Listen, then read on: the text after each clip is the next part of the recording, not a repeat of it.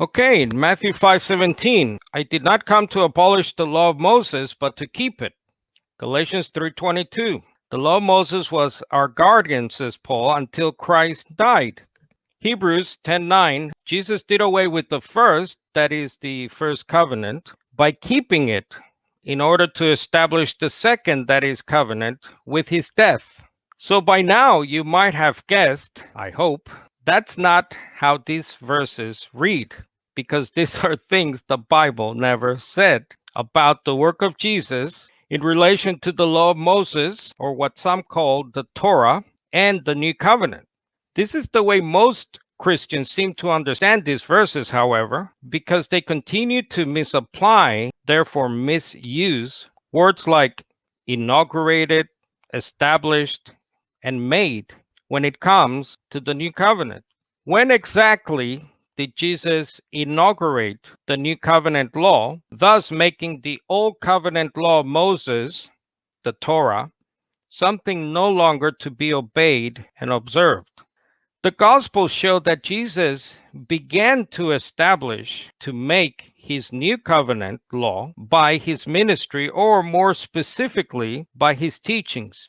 For example, note these so-called six antitheses in the Sermon on the Mount in Matthew 5 between the law of Moses and the law of Jesus. In other words, note the contrasts that Jesus makes by his teaching regarding murder, lust, marriage and divorce, vows or oaths, lethal self-defense, and on the topic of the enemies.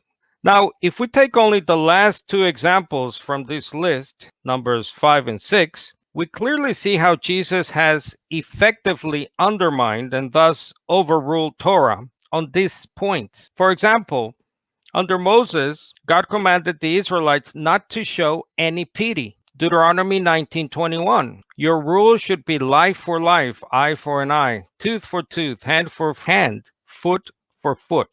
In Matthew 5, Jesus says, "But I tell you, do not resist an evil person." In verse 44, "But I tell you, love your enemies and pray for those who persecute you, so that you may be children of your Father in heaven."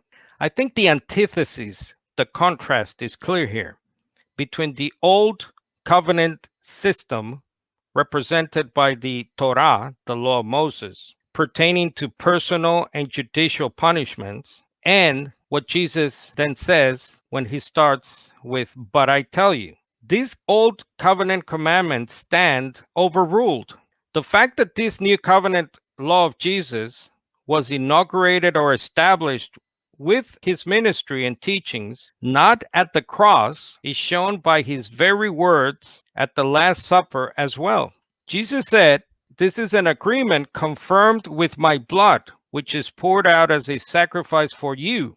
And as we know, any covenant has to be made out of words and works. So, where are the words and works of this new covenant law to be found?